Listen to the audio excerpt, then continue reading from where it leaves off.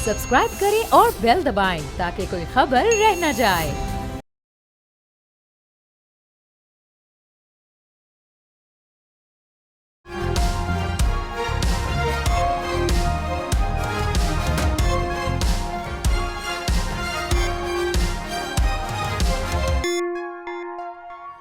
नाज़रीन अस्सलाम वालेकुम। तब्दीली विद डॉक्टर दानिश के साथ हाजिर हैं। आज के मेहमान हैं कमरुज़्ज़मान कायरा, साबिक़ वफाकी वज़ीर, साबिक़ मुशीर बराए कश्मीर गिलगित बल्तिस्तान, सीनियर रहनुमा पाकिस्तान पीपल्स पार्टी। कायरा साहब, मेरी आवाज़ आ रही है आपको? जी डॉक्टर साहब। अच्छा कायरा साहब, मैं सबसे पहले आ जाता हूँ और वो है कि इस वक्त जो मौजूदा हालात है मुल्क की, उसमें मुआशी इस्तेहकाम की भी ज़रूरत है और सियासी इस्तेहकाम की भी ज़रूरत है। लेकिन हम देख रहे हैं चंद दिनों से जो हालात हैं उसमें बड़ी तेज़ी से हालात तब्दील हो रहे हैं और एक तनाव, सियासी तनाव पैदा हो गया है। ज़ाहिर है जो मुल्क के लिए भी बेहतर नहीं है, हुकूमत के लिए भी बेहतर नहीं है और यहाँ के लोगों के लिए बेहतर नहीं है। आप इसको कैसे देखते हैं सर? ये बात दुरुस्त है डॉक्टर साहब के पिछले दिनों में कुछ तनाव में इजाफा हुआ। तनाव तो पहले दिन से ही था जब से हुकूमत बनी है, और पीटीआई का बुनियादी तौर पे ये हथियार यही है कि वो अनसर्टेनिटी को बढ़ाएं, ये सियासी अनसर्टेनिटी, मुआशी अनसर्टेनिटी पैदा करे। और इस वक्त वैसे भी चीज़ें अशियाएँ महंगी हैं, टैक्सेस का इशू है, बाकी चीज़ें हैं, हुकूमत मुश्किल फैसले करके इकॉनमी को संभालने की कोशिश कर रही है, तो उसमें दबाव बढ़ा के अपने बेनिफिट उनसे लेना अपने क़यादत के लिए, ये उनका एक तरीक़ाकार है और उसको वो अपना भरपूर हथियार के तौर पर इस्तेमाल कर रहे हैं। यही काम उनकी क़यादत ने जलसे में भी किया और अब भी उनके जो चीफ मिनिस्टर हैं वो भी उस जलसे में भी और उसके बाद भी जो उनकी स्टेटमेंट्स आई हैं वो बड़ी हैरान कुन भी हैं और परेशान कुन भी हैं। लेकिन उनसे ऐसी बातों की तवक्को की जा सकती है। लेकिन वहाँ जो नया एक मुबाहिसा उन्होंने छेड़ा है कि कंट्रोल लाइन के उस पार, कंट्रोल लाइन तो नहीं, हमारा बॉर्डर है, तो बॉर्डर के उस पार भी अफगान है, पश्तून है, इस पार भी पश्तून है, और मैं अफगानिस्तान से खुद बात करूंगा, वहाँ वाले पश्तून भी तंग हैं यहाँ। ये जो पश्तून का इशू है, हम सारे पाकिस्तानी हैं, पश्तून भी, बलूची भी, बलोही भी, सिंधी भी, पंजाबी भी। ये सूबाई हुकूमतों को तमाम तर इख्तलाफात के बावजूद इन सतहों तक बातें नहीं करनी। जिम्मेदार लोग जब अहम मुद्दों पर बैठते हैं तो उनको बहुत एहतियात करने की ज़रूरत होती है, क्योंकि वो ऐसी गुफ्तगू कर सकते हैं, ऐसी चीज़ें ट्रिगर हो जाती हैं तो जो बाद में उनसे भी कंट्रोल नहीं होती।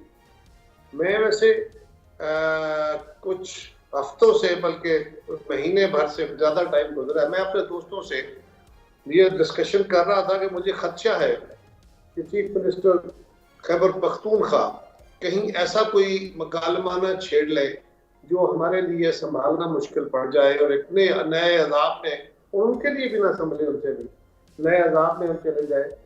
वो अल्लाह ना करे इसको आगाज करने में कामयाब हो सके, लेकिन कोशिश होती है।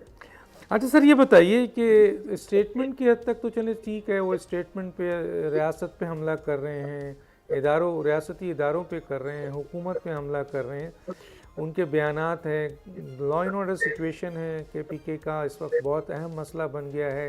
हर रोज़ हम देख रहे हैं कि काफ़ी बड़ी दहशतगर्दी वहाँ हो रही है, हमारे जो फोर्सेस के लोग हैं वो शहीद भी हो रहे हैं, गवर्नेंस का बहुत बड़ा इशू आ गया है वहाँ पर, माली हालात बहुत ख़राब हैं। और KPK के स्टेटमेंट्स, सरबराह के स्टेटमेंट तो एक तरफ, अब तो अमली तौर पर हम देख रहे हैं कि उन्होंने वफाक पर हमला कर दिया, उसके इख्तियारात पे हमला कर दिया। एज ए चीफ मिनिस्टर वो अफ़गानिस्तान से बराह रास्त जो है वो बातचीत कर रहे हैं और इस किस्म की चीज़ों को छेड़ रहे हैं। तो अब इसका सलूशन आपकी नज़र में क्या है सर? डॉक्टर साहब, जहाँ तक ताल्लुक दहशतगर्दी है, बिलाशुबा एक बड़ा संजीदा मामला, बहुत बड़ी परेशान कुन सूरत हाल है और दिन ब दिन इसमें इजाफा हुआ है। लेकिन ये अकेला सूबे पे डाला नहीं जा सकता। सूबाई हुकूमत या सूबाई एजेंसीज की इतनी कैपेसिटी नहीं होती कि वो इतने बड़े अफरियत से लड़ लें। सो उसके लिए वफाकी इदारे भी अपना काम कर रहे हैं, फौज भी, बाकी एजेंसीज भी, जहाँ जहाँ उनकी ज़रूरत है। وہ اپنا رول پلے کر رہے ہیں, انٹیلیجنس ایجنسیز بھی کر رہی ہیں, صوبائی حکومتوں کو بھی اس پہ تعاون کرنا ہے, کر رہی ہیں. تو میں سمجھتا ہوں کہ یہ تو کلیکٹیولی ہی ٹھیک ہو سکتی ہے. اور جو معاملات چیف منسٹر صاحب نے ڈائریکٹلی وفاق کے معاملات ٹیک اوور کرنے کی بات کی ہے, میں ابھی تو اس کو ایک بڑک سے ہی میں شامل کر رہا ہوں, یا اس کو اس طرح سمجھ رہا ہوں, یا ان کی ناسمجھی کہہ لیجیے. لیکن اس کو اگر وہ قوم پرستی کے ساتھ لنک کریں گے اور آنے والے دنوں میں اس معاملے کو ہوا دیں گے تو یہ ایک بڑا ڈینجرس ٹرینڈ ہو سکتا ہے. اللہ کرے کہ ان کا ایسا ارادہ نہ ہو اور ان کی جماعت اس کو الاؤ نہ کرے.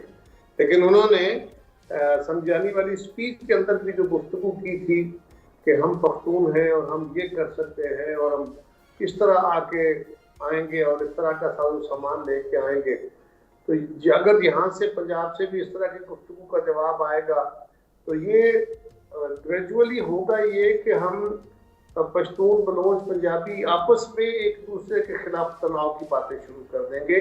یہ اب سوسائٹی کے اندر جا کے ڈیبیٹ چھڑ جاتی ہے. ایسی ڈیبیٹ کو تو کرب کرنے کی ضرورت ہے, اس کی تو حوصلہ شکنی کرنے کی ضرورت ہے. میں تو سر اقدامات پہ آ رہا ہوں کہ اگر انہوں نے ایسے اقدام دیکھیں نا, ابھی انہوں نے افغانستان کے جو ناظم الامور ہیں ان سے ملاقات کی اور براہ راست انہوں نے بہت ساری باتیں کی جس کا اشارہ آپ نے بھی دیا ہے, تو وہ تو اپنی اقدامات میں جا رہے ہیں, اسٹیٹمنٹ سے بڑھ کر جا رہے ہیں. اور ایسی صورتحال میں آئین بہت کلیئر ہے کہ اگر صوبے وفاق پہ حملہ کریں یا وہاں پر کوئی ایسے حالات پیدا ہو جاتے ہیں جو ملک کے لیے, اس کے وفاق کے لیے نقصان دہ ہوں, تو پھر آئین تو کلیئر ہے. تو اس پہ آپ کے گورنر بیٹھے ہوئے ہیں پاکستان پیپلز پارٹی کے, اور صدر بھی آپ کے ہیں, تو ظاہر ہے سب سے بڑی ذمہ داری تو فیڈرل حکومت کے ساتھ ساتھ پاکستان پیپلز پارٹی کی ہے کہ وہ اس کے اوپر کیا سلوشن نکالتا ہے. آئینی آپ کے پاس کیا کیا سلوشن موجود ہیں اگر وہ یہ سٹیپ عملی طور پر زیادہ لیتے ہیں اور جس سے وفاق کے اوپر حملہ ہو جاتا ہے جیسے کہ ہو چکا ہے, تو کیا کہیں گے سر؟ دیکھیے ابھی تک تو خیر وہ جو صورتحال ہے ایسی نہیں ہے, ان کی سمت شاید اس طرف ہو, لیکن اس کا اللہ کرے وہ ایسا نہ ہو. لیکن ابھی ایسی صورتحال نہیں ہے کیونکہ چیف منسٹرز اور صوبائی وزراء, صوبائی حکومتیں, سیاسی جماعتیں یہ فوراً ڈپلومیٹ سے ملتی رہتی ہے. اگر وہ ملے ہیں تو اس حد تک تو کوئی بات نہیں. جو انہوں نے کہا ہے اس سے بہرحال اس پہ خدشات ہیں, سب لوگ اس پہ سنجیدگی سے غور کر رہے ہیں. تو میں سمجھتا ہوں کہ اللہ کرے یہ ان کی بڑک ہی ہو, اس سے آگے وہ چلیں گے تو پھر جو بھی حالات بنے اس کے مطابق فیصلے ہوں گے. ابھی نہ ایسے حالات ہیں اور نہ ہی مجھے کسی پری ایمپٹیو فیصلے کا ذکر کرنا چاہیے. حکومت بھی اس بارے میں آگاہ ہے, ان کی جماعت کے ساتھ بھی انگیجمنٹ ہے, اور سینئر وائسز بھی ہیں. ان کے چیئرمین نے پچھلے دنوں بھی ان کی سٹیٹمنٹ جو انہوں نے تقریر میں باتیں کہیں, جس زبان میں جو گفتگو فرمائی, اس پہ معذرت کی ہے میڈیا سے بھی, باقی قوم سے بھی. تو اللہ کرے وہ باقی دوست. لیکن سر علی امین گنڈاپور کے جو اسٹیٹمنٹ ہے وہ بہت ہی خطرناک اسٹیٹمنٹ ہے, اور انہوں نے جو جلسے میں بولا, جو ریاستی ادارے اور مختلف صوبوں, اور پھر یہ جو آپ نے بات کی جناب قومیتوں کے حوالے سے, ان تمام کے اوپر عمران خان صاحب نے اس پہ مہر لگایا ہے کہ انہوں نے بالکل صحیح کہا ہے. اور جن سیاسی لیڈروں نے جو موجودہ ان کی قیادت ہے انہوں نے جب اس کے اوپر معافی مانگی تو ان کے جو قائد ہیں جس کا ہی اثر موجود ہے, تنظیم انہی کے ایک اشارے پہ چلتی ہے, باقی یہ لیڈر ہیں ان کی کوئی حیثیت نہیں ہے. تو عمران خان نے تو کہا ہے کہ وہ تمام لوگ جنہوں نے معافی مانگی وہ بزدل ہیں, اور جو آپ کے علی امین گنڈاپور کا اقدام ہے اور جو اسٹیٹمنٹ ہے اور جو تقریر اور جو کر رہے ہیں, میں اس کو انڈوز کرتا ہوں. ڈاکٹر صاحب عمران خان صاحب کا یہی وتیرہ رہا. یقیناً وہ حکومت میں تھے تب بھی جو لوگ ان کے میڈیا پہ جا کے دوسری جماعتوں پہ حضرہ سرائی کرتے تھے, ان کے ساتھ بدتمیزی کرتے تھے, تلخ باتیں کرتے تھے, ان کو گالی گلوچ تک چلے جاتے تھے, اور جلسوں میں یا میڈیا پہ روز جا کے تو باقاعدہ خان صاحب ان کو شاباشیاں دیتے تھے. اور اگر کوئی کسی گفتگو میں جواب میں مہذب طریقے سے جواب دیتا تھا تو اس کی ذرا کھنچائی ہو جاتی تھی, جو سنا ہے ہم نے. تو یہ تو ایسا کریں گے. خان صاحب کا تو مزاج یہی ہے. میں نے پہلے عرض کیا نا کہ وہ اس انسرٹینٹی کو بڑھا کے, اس دباؤ کو بڑھا کے کچھ اپنے لیے ریلیف لینا چاہتے ہیں، جو کہ مناسب راستہ نہیں ہے۔ آپ آگ سے کھیل کے اور ریلیف مانگیں گے تو آگ سے جلے ہوئے ریلیف پھر کیا لیں گے ہم؟ تو میرا خیال ہے اللہ نہ کرے کہ ہم یہ بات اس لیول تک پہنچے۔ اور انہوں نے اگر کہا ہے کہ وہ بزدل ہے، فلان ہے، تو وہ اپنے لوگوں کو کہا ہے، ان کے اپنی پارٹی کے جو موجودہ چیئرمین ہیں انہوں نے باتیں کی ہیں، ان کے باقی اور سینئر وائسز نے باتیں کی ہیں، ان کو ہی انہوں نے کہا ہے، وہ خود ہی سوچ رہے ہیں وہ کیا کہہ رہے ہیں۔ اچھا، یہ آپشنز میں سر یہ آپشن موجود ہے کیونکہ ماضی میں بھی پاکستان پیپلز پارٹی نے، چاہے وہ ذوالفقار علی بھٹو صاحب کا زمانہ ہو یا آپ کے راجہ پرویز اشرف کا زمانہ ہو یا آصف علی زرداری صاحب کا دور ہو، ملک کے وفاق پر کوئی حملہ یا ایمرجنسی کے حالات پیدا ہو جائیں تو وہاں پر گورنر راج لگایا ہے یا گورنر کو زیادہ اختیارات دیے گئے ہیں۔ تو کیا یہ آپشن زیر غور ہے سر کہ اگر کے پی کے میں اس قسم کی چیز آگے بڑھتی ہے جو بہت خطرناک ہے تو گورنر راج کی طرف جائے گی سر حکومت، اور صدر صاحب اس کی توثیق کریں گے سر؟ دیکھیے، حکومت کیا فیصلہ کرتی ہے اس کے بارے میں تو میرا کچھ کہنا قبل از وقت ہوگا، مجھے پتہ بھی نہیں ہے کیونکہ میں اس وقت پارلیمان میں نہیں ہوں۔ لیکن آئین کے اندر، قانون کے اندر اگر گورنر راج کا یہ کلاز موجود ہے تو وہ ایک خاص حالات کے لیے ہے۔ ابھی تک حالات اتنے خراب نہیں ہیں، خراب ہیں پر اتنے نہیں ہیں کہ اس کے اوپر عمل کیا جائے، لیکن جو قانون ہوتے ہیں وہ مخصوص حالات پیدا ہونے کے بعد اس پہ عمل درآمد ہوتا ہے۔ اللہ کرے ایسی صورتحال نہ بنے۔ اچھا سر، یہ بتائیں کہ ابھی حالیہ، حالانکہ آئین میں آرٹیکل 16 موجود ہے فریڈم آف اسمبلی کے حوالے سے، اور اس میں یہ بھی بتایا گیا ہے کہ آپ جو سیاسی جماعتیں ہیں وہ اجتماع کر سکتے ہیں، لیکن پرامن اجتماع اور ایسا اجتماع جس میں اسلحہ کی نمائش نہ ہو یا ریاست اور اس کو تھریٹ نہ ہو۔ تو اس نئے قانون کی ضرورت کیوں پیش آئی کہ راتوں رات نیا قانون بنا، صدر صاحب نے بھی سائن کر دیا، امپلیمنٹ بھی ہو گیا؟ تو کیا آپ سمجھتے ہیں کہ اس کی ضرورت تھی سر ابھی؟ ڈاکٹر صاحب، اس کا جواب تو حکومت دے سکتی ہے جنہوں نے یہ قانون بنایا۔ میں نے پہلے عرض کیا میں کیونکہ پارلیمان میں نہیں ہوں، لہٰذا مجھے اس کی روح کا نہیں پتا کہ کیوں بنایا گیا ہے، لیکن اتنی بات ضرور ہے کہ ایسے قوانین بنیادی طور پہ جو ہیسٹ میں بنائے جاتے ہیں وہ کوئی فروٹفل نہیں ہوتے، ان کے نتائج کوئی بہت اچھے نہیں نکلتے، وہ وقتی طور پہ جو بنائے جاتے ہیں۔ تو میرا خیال ہے کہ ایسے قوانین کی ضرورت نہیں تھی، لیکن جب معاملہ ایک جماعت چیزوں کو انسرٹینٹی کی طرف لے کے جانا چاہتی ہے، وہ ایسے اقدامات اٹھاتی ہے کہ آپ اس کے جواب میں یا پریمپٹیو ہو کے کچھ ایسے اقدامات کریں جس سے تلخی بڑھے، لوگوں کے اندر بھی انسرٹینٹی بڑھے، لوگ بھی کہیں، میڈیا بھی کہے کہ یہ کیا ہے۔ تو ایسے کام گورنمنٹ کو بھی اس سے اعتراض کرنا چاہیے۔ آپ کی انوالومنٹ اس طریقے سے ہے کہ سر صدر صاحب نے اس قانون کے اوپر فوراً سگنیچر کر دیا، حالانکہ وہ چاہتے تو یہ واپس بھی کر سکتے تھے، لیکن بہرحال ہم آگے چلتے ہیں۔ اب میرا یہ سر سوال ہے، ماضی میں ہم نے دیکھا کہ مفتی محمود صاحب کو ذوالفقار علی بھٹو نے سارجنٹ کے ذریعے پارلیمنٹ سے باہر کر دیا، یہ زمانہ تھا۔ پھر اس کے بعد ہم نے عمران خان کا دور دیکھا جس میں ممبر آف پارلیمنٹ کو گرفتار کیا گیا، اور اب ہم دیکھتے ہیں کہ یہ جو اتحادی حکومت ہے جس کا آپ بظاہر بالکل ڈائریکٹ حصہ تو نہیں ہے لیکن بہرحال پارلیمنٹ کا حصہ ہیں، تو اس صورتحال میں پی ٹی آئی کے ممبر آف پارلیمنٹ کو جس طریقے سے گرفتار کیا گیا اور ان کی گرفتاری ہوئی پارلیمنٹ کے اجلاس کے دوران، آپ اس کو کیسے دیکھتے ہیں سر؟ اور اس قسم کے اقدامات کی کیا حوصلہ افزائی ہونی چاہیے سر؟ بالکل نہیں ہونی چاہیے، ایسے اقدامات نہیں ہونے چاہیے۔ اس پہ میری جماعت کے ممبران نے بھی اور میرے قائد میری جماعت کے چیئرمین جناب بلاول بھٹو صاحب نے بڑی جاندار، بڑی اعلیٰ سپیچ کرتے ہوئے اس واقعے کے اوپر بھی اور عمومی تجزیہ جو کیا ہے اور جو وے فارورڈ ہے ان سب کے لیے انہوں نے ایک وے فارورڈ بھی دیا، اور انہوں نے کہا کہ ہمیں ملک کا معاملہ جو معطل پڑا ہے اس وقت، نظام تعطل کا شکار ہے، انسرٹینٹی ہے، اس کو نظام کو چلا کے ہی ہم ملک کے مسائل کا حل کر سکتے ہیں، اور نظام کو چلانے کے لیے ایک فنکشنل پارلیمنٹ چاہیے، اور پارلیمنٹ اس وقت تعطل کا شکار ہے۔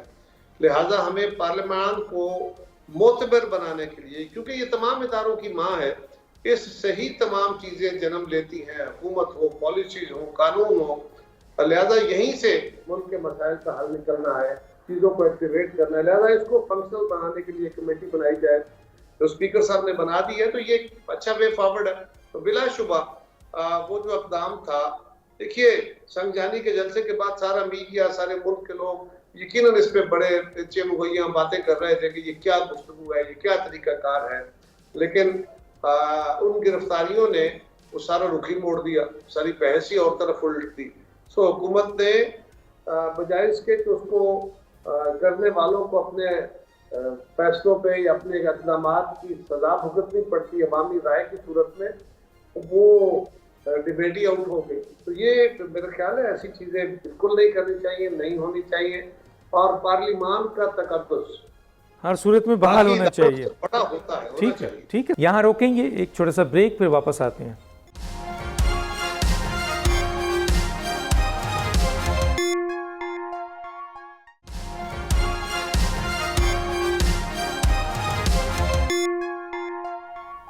Welcome back. اچھا یہ سر بتائیے، ماضی میں ہم نے دیکھا چاہے 1956 سے لے کر آج تک کہ ہم نے یہ دیکھا کہ ہر ادارے کا سر پاکستان میں احتساب ہوا ہے.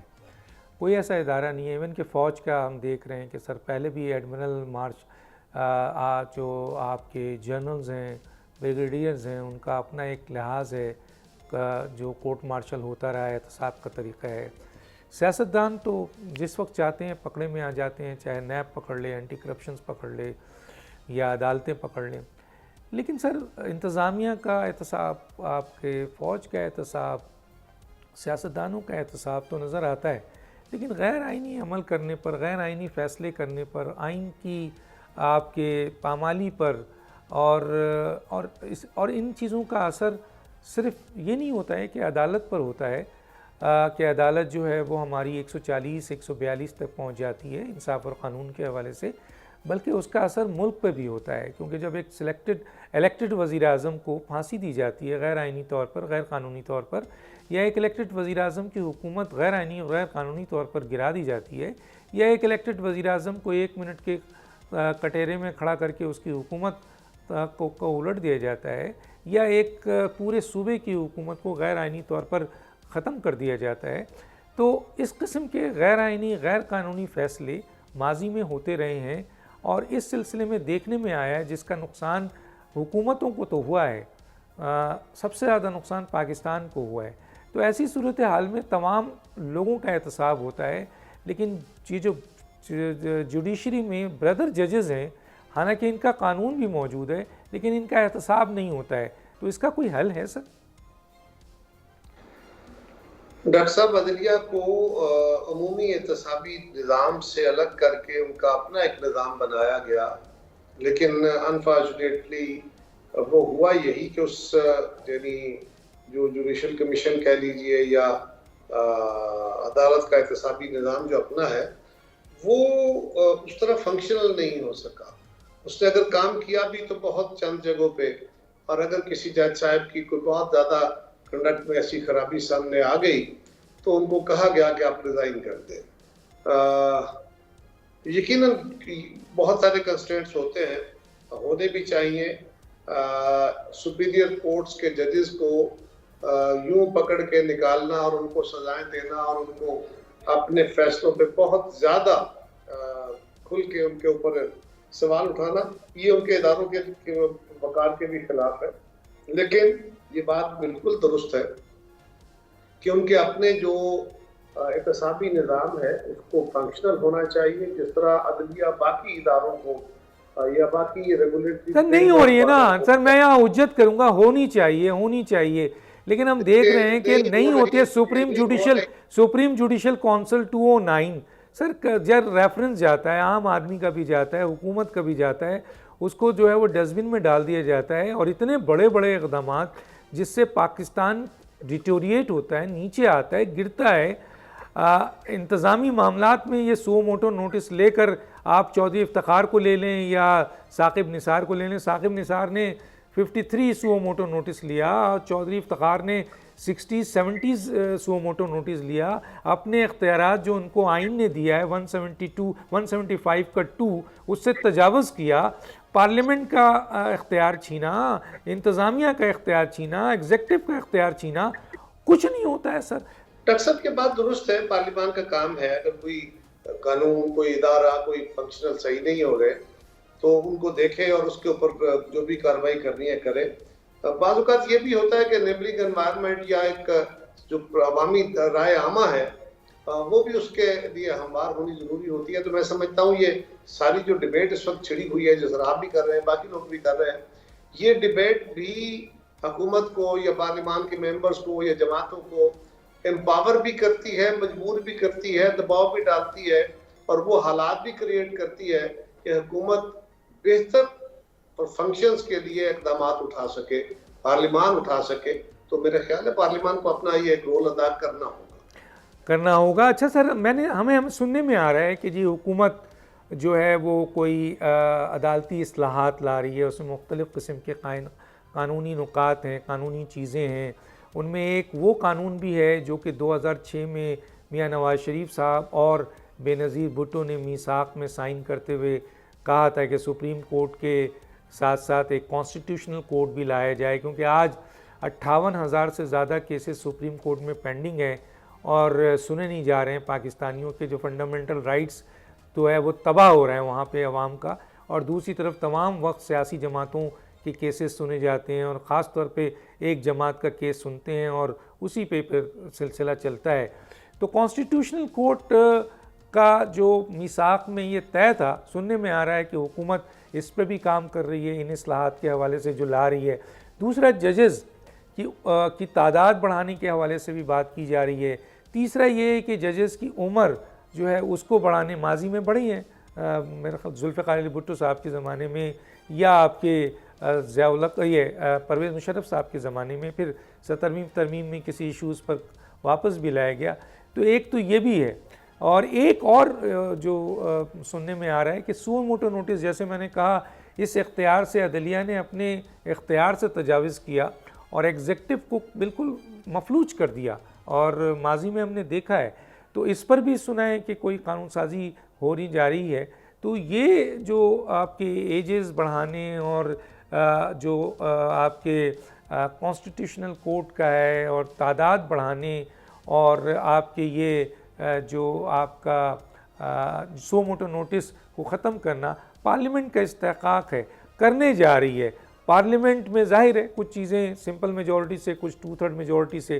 پاکستان پیپلز پارٹی کا کیا موقف ہے ان 4 قانونی جو آپ کے ترامیم ہیں؟ ڈاکٹر صاحب، میں پارٹی کی پالیسی کو اس وقت بیان نہیں کر سکتا کیونکہ میرے پاس پارٹی کی طرف سے کوئی اس وقت واضح رائے موجود نہیں ہے. جہاں تک تعلق ججز کی عمر بڑھانے کا ہے تو ہمارے دور میں بھی یہ بحث ہوتی رہی، اس سے پہلے مشرف دور میں ہوتی رہی، اس سے پہلے شاید جنرل جا کے دور میں بھی یہ بحث ہوتی رہی کہ ججز کی عمر بڑھا دی جائے. ہمارے دور میں بھی یہ تھا کہ جی سپریم کورٹ کی عمر 68 سال کر دی جائے اور ہائی کورٹ کی عمر 65 سال کر دی جائے. پھر ایک تجویز یہ آئی تھی کہ نہیں، دونوں سپیریئر کورٹس جو ہیں، ہائی کورٹ اور سپریم کورٹ، ان کی عمر ایک جتنی ہے، 65 سال کر دی جائے. تو یہ بحث تو پرانی ہے. اور ججز کی تعداد بڑھانے کا ہم ایڈ ہاک ججز بھی رکھتے ہیں، پہلے بھی رکھے گئے، ابھی بھی رکھے گئے. تو اس کی وجہ بھی یہی ہوتی ہے کہ ایڈ ہاک ججز رکھ کے آپ ڈپینڈنسی ہے اس کو کور کرنے کی کوشش کرتے ہیں. بلا شبہ عدالت کے اندر جن لوگوں کی اپیلیں ہیں، جو جیلوں میں پڑے ہیں، پراپرٹی ڈسپیوٹس ہیں، اسٹے آرڈرز ہیں، جائیدادوں کے ایشوز ہیں، گورنمنٹ کے ٹیکسیشن کے ایشوز ہیں، ریونیو ریکوریز ہیں، تو یہ سارے معاملے جلد ریزالو ہونے چاہیے. اس کے لیے ججز کی تعداد بڑھانا اگر اس روح سے ہے تو یہ اچھا عمل ہے. لیکن جو پرابلم ہے، کانسٹیٹیوشنل کورٹ بالکل ہمارا بڑا واضح ویو تھا، اس وقت اس پہ کنسنسس نہ ہوا اور ہمارے ساتھی نہ مانے سارے، اور ہم نے کنسنسس کے ساتھ 18ویں ترمیم کی تھی. وہی ایک بہتر طریقہ ہوتا ہے کہ آپ اپنے قومی میثاق کے اندر اتفاق رائے کریں، صرف اکثریت کی بنیاد پر فیصلے نہ کریں. اس لیے وہ کانسٹیٹیوشنل کورٹ نہ بن سکی. اور بھی کچھ اقدامات تھے، دو چار وہی رہ گئے، ورنہ جو چارٹر آف ڈیموکریسی میں बिसात जमहूरियत में जो मोहतरमा बेनज़ीर भुट्टो शहीद और मियाँ साहब के दरमियान एग्रीमेंट साइन हुआ था, उसका कोई 90% से अबाव हमने उस पर अमल दरामद कर दिया था। तो उसका एक तजवीज़ तो है, लेकिन अभी ये जो आपने फरमाया कि ये सुन रहे हैं ऐसी बातें, कहानियाँ, अभी इसकी कोई कंक्रीट शक्ल नहीं आई। इसके ऊपर कोई राय देने से पहले बेहतर है हुकूमत की तरफ से कोई चीज़ सामने आ जाए, फिर उस पर बात। लेकिन सर अभी सेनेट में तो उन्होंने एक बिल जो था तादाद जो बढ़ाने का है वो लाए हैं, और ये भी बात सामने आ रही है कि जनाब हुकूमत ने कम से कम एज बढ़ाने के हवाले से या इन चीज़ों के ऊपर जो है वो अपने इत्तेहादियों से मशावरत कर ली है। और ज़ाहिर है अगर कल या परसों, जैसा कि लग रहा है कि विद इन ए वीक जो है वो ये बिल लाया जाएगा इस्लाहात का, जिसमें ये 3-4 चीज़ें हो सकती हैं, तो ये कैसे मुमकिन है कि पाकिस्तान पीपल्स पार्टी के अहम तरीन शख्सियत होने के बावजूद आप कह रहे हैं कि पीपल्स पार्टी की भी पॉलिसी क्लियर नहीं है? फ़र्ज़ कीजिए कल अगर ये बिल पेश कर दिया जाता है पार्लियामेंट में और वोटिंग होती है तो उसमें पीपल्स पार्टी ज़ाहिर है कि वोट डालेगी, तो आप क्या समझते हैं कि क्या ये जो 3-4 चीज़ें अभी तक पीपल्स पार्टी से हुकूमत ने डिस्कस नहीं किया है सर? डॉक्टर साहब, पार्टी और पार्लिमानी पार्टी दो अलग चीजें होती हैं जी। पार्लिमानी पार्टी के साथ ये डिस्कशन और क़यादत के साथ होती है जो ऐवानों के अंदर होती है।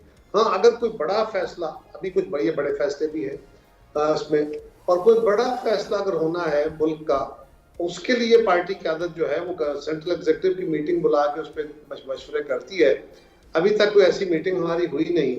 हमारी जमात के साथ जब भी कोई ऐसा मामला छेड़ा जाएगा, बात होगी, तो यकीनन हमारी क़यादत सेंट्रल एग्जीक्यूटिव की मीटिंग का तलब करेगी, फिर इस पे बात होगी। मैं क्योंकि ऐवान में नहीं हूँ, मैं पार्लिमानी पार्टी का हिस्सा नहीं हूँ, मैं डेली या रूटीन में अपनी क़यादत के साथ नहीं होता, लिहाजा मुझे जो पार्लिमान के अंदर होने वाली कार्रवाई उसके निटी-ग्रिटीज का पता नहीं है। एटलास छोटी मोटी बातें समझ, इंडिविजुअल हैसियत में अगर मैं ये मालूम करना चाहूँ कि ये अदालती इस्लाहात वक्त की ज़रूरत है या नहीं है सर? वक्त की ज़रूरत है जी। हम तो बहुत अरसे से कह रहे हैं कि लॉ रिफॉर्म्स भी हो और अदालती रिफॉर्म्स भी हो, प्रोसेस की रिफॉर्म्स भी हो, ताकि स्पीडी और चीपर जस्टिस लोगों को मिल सके। कायरा साहब यहाँ रोकूंगा, नाज़रीन एक छोटा सा ब्रेक, फिर वापस आते हैं।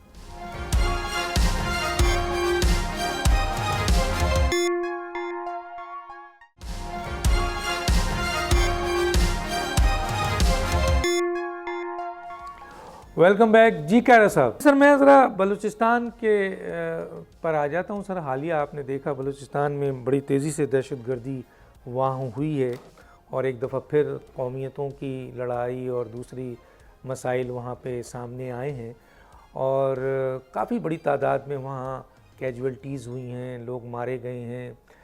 तो वहाँ गवर्नेंस का मसला भी पेश नज़र आ रहा है और दहशतगर्दी का भी पेश आ रहा है।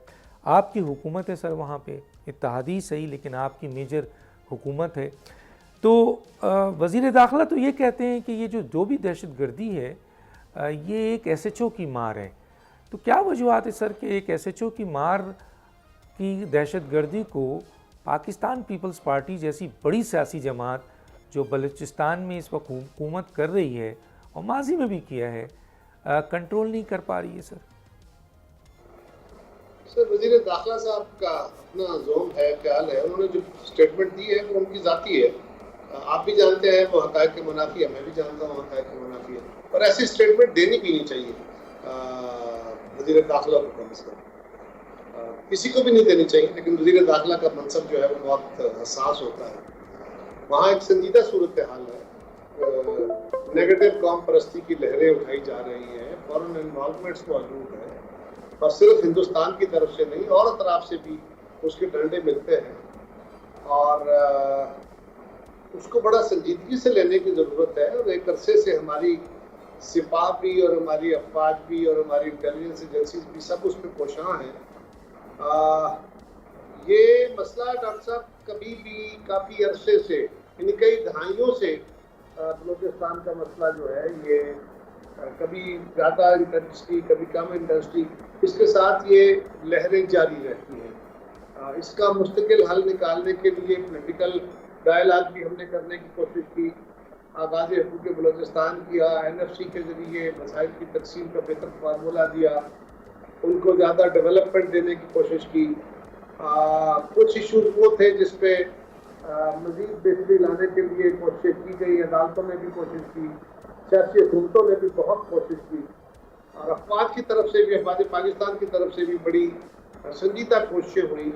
لیکن مسنگ پرسنز کا ایشو ہو, تو اس طرح کے کچھ ایشوز ہیں جو زیادہ برننگ ہیں. باقی بلوچستان کے اندر جو یہ ہے کہ جب وہاں پیسے کم جاتے ہیں, ڈیولپمنٹ کم ہوتی ہے, وہاں پہ جتنے پیسے جاتے ہیں پروپورشنیٹلی ان کے شیئر کے مطابق قومی وسائل سے, اگر وہاں نیچے ڈلیور نہیں ہوتے یا نیچے خرچ نہیں ہوتے, تو یہ بلوچستان کے لوگوں کو اپنی قیادت کا احتساب کرنا ہے. یہ وفاق نے یا کسی اور صوبے نے تو نہیں کرنا. اور یہ کہنا کہ وہاں جو قیادت بیٹھی ہے وہ نمائندہ قیادت نہیں ہے, تو یہ جو ہمارے کچھ ساتھی جو بڑے عرصے سے پارلیمان اور اسمبلیوں کے ممبر رہے ہیں, جو حکومتوں کے خلاف بولتے ہیں, جو اداروں کے بھی اپنی رائے رکھتے ہیں, ان کے خلاف بھی بات کرتے ہیں, وہ بھی تو اسی کا حصہ ہیں. کبھی ان کی حکومتیں ہوتی ہیں, کبھی ان کے ساتھیوں کی حکومتیں ہوتی ہیں, وہ حکومتوں کا حصہ رہے ہیں. اور اگر وہ نیچے جا کے کام نہیں ہوئے اور وہ پیسہ کہیں پوری طرح ڈلیور نیچے نہیں ہوا, تو اس کی ذمہ داری تو کسی کو لینی چاہیے. لیکن سر قمر الزمان قاہرہ صاحب, آپ نے بہت اچھی بات کی. میرا اگلا سوال یہی تھا.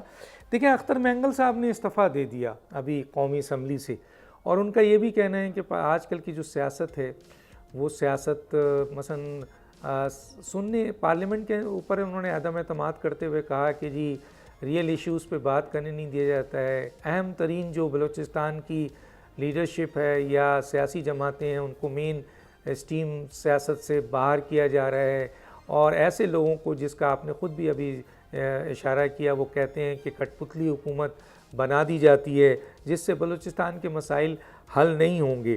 تو جہاں آپ یہ سمجھتے ہیں سر کہ یہ, اور جب میں نے یہ سوال ان سے کیا کہ آپ بھی تو وزیر اعلیٰ رہے ہیں یہاں کے, اور آپ نے کیا کیا اس وقت جب کہ آپ اصل اساس ہیں, بیس ہے آپ کی حکومت کی یہاں پہ, اور آپ جیسے لوگوں کی, آپ کے والد بھی رہے, تو انہوں نے کہا دیکھ لیجئے ہماری حکومت کتنی تھی, مجھے تو 16 مہینے دیا گیا, جب ہم نے کام کرنا چاہا, بلوچستان کے مسائل حل کرنے چاہا, تو میرے والد صاحب کو بھی ہٹا دیا گیا, کم حکومت پہ مجھے بھی ہٹا دیا گیا.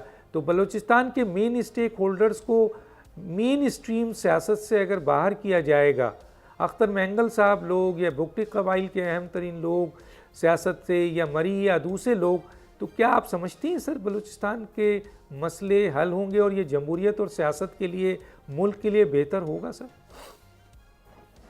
دیکھیے, وہاں کی ٹرائبل ٹینڈنسیز جو ہیں اس کا تو خیال رکھنے کی ضرورت ہے, لیکن یہ بات بھی ضرور ہے کہ کسی ایک ٹرائب کو بہت اہم اور کسی کو کم اہم یہ نہیں رکھنا چاہیے. سب کی اپنی اہمیت ہے, اور ٹرائب کے ہی بندے ہیں وہاں پہ. بلوچستان کے اندر جو اس وقت جماعتیں بیٹھی ہوئی ہیں, انہی جماعتوں کے لوگ ہیں نا, جو مختلف ناموں سے کبھی کسی جماعت میں کبھی کسی جماعت میں آ کے الیکشن لڑ لیتے ہیں, اور ان کو اگر سپورٹ بھی ملتی ہے تو بالکل ڈاکٹر مالک صاحب کی گورنمنٹ بھی رہی, بگٹی صاحب کی گورنمنٹ بھی رہی, مینگل صاحب کی گورنمنٹ بھی رہی, اور باقی لوگ بھی, رئیسانی صاحب بھی, باقی جو قبائل ہیں وہ بھی حکمرانی میں رہے.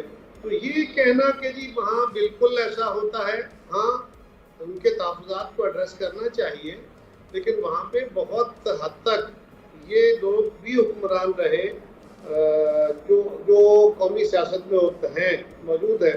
اور بلوچستان کا جو پشتون بیلٹ ہے وہاں سے بھی بہت سارے لوگ منتخب ہو کے آتے ہیں, جے یو آئی کے لوگ آتے ہیں, جے یو آئی کی بھی حکومت رہی ہے. ہمارے جو اچکزئی صاحب ہیں ان کی جماعت کے بھی لوگ وہاں سے الیکٹ ہوتے ہیں, صوبے میں بھی وہ گورنر بھی رہے ان کے بھائی صاحب.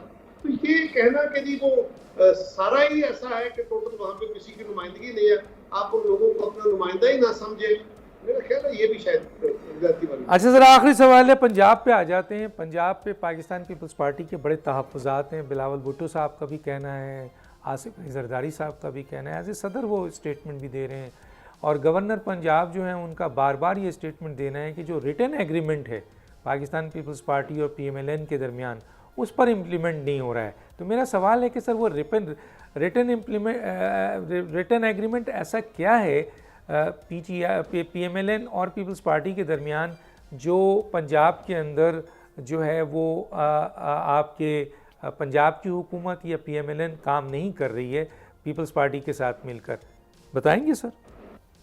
डॉक्टर साहब, जब भी इत्तेहादी हुकूमतें बनती है ना, अपनी एक जमात की हुकूमत ना और इत्तेहादी हुकूमतें बने तो कुछ बेसिक चीज़ें तय कर ली जाती है ताकि बाद में उस पर इख्तलाफ न बने। इख्तलाफ राय तो बनता रहता है लेकिन इख्तलाफ न बने। हमारा भी एक एग्रीमेंट हुआ था जो 25 पॉइंट्स का है और वो मीडिया के पास मौजूद है, आपके चैनल में आप अपने कहेंगे रिसर्चर्स को तो वो भी आपको निकाल के दे दें कि वो तो पब्लिक डॉक्यूमेंट है। उस पे हमारे तहफ़्फ़ुज़ात थे। पंजाब के अंदर जो डेवलपमेंट है या बाकी इश्यूज़ के ऊपर हमारे कुछ तहफ़्फ़ुज़ात थे, हैं आज भी हैं, और उसको एड्रेस करने की कोशिश की जा रही है। ये एक मुश्किल काम होता है। जो रूलिंग पार्टी बैठी होती है, हम जहाँ पे उनसे कोई रिलीफ मांग रहे होंगे वहाँ उनकी जमात के लोग भी होंगे, उनको भी उन्होंने मुतमईन रखना है, हमारा भी, हम उनके साथी, हमें भी साथ लेके चलना है। तो ये खासा दिक्कत तलब काम होता है। तो एग्रीमेंट करते हुए सोचते ना सर, जब एग्रीमेंट करते हैं उस वक्त सोच लेते हैं कि ये सब मसाइल आएंगे, तो पीपल्स पार्टी के साथ अगर रिटर्न एग्रीमेंट किया है तो वो तमाम एग्रीमेंट को जो पंजाब से रिलेटेड हैं, मौजूदा हुकूमत को पंजाब की और मरकज़ की और PMLN की क़यादत को मानना चाहिए। आखिरी अल्फाज सर।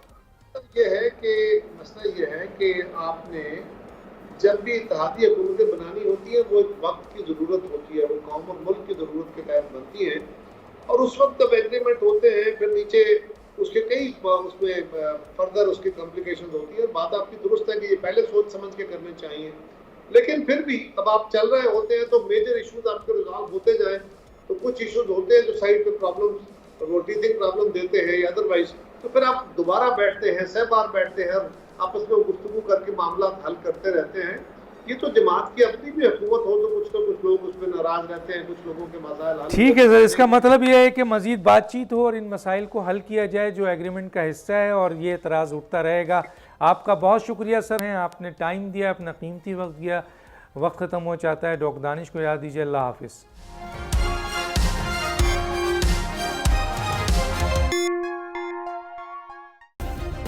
सब्सक्राइब करें और बेल दबाएं ताकि कोई खबर रह न जाए।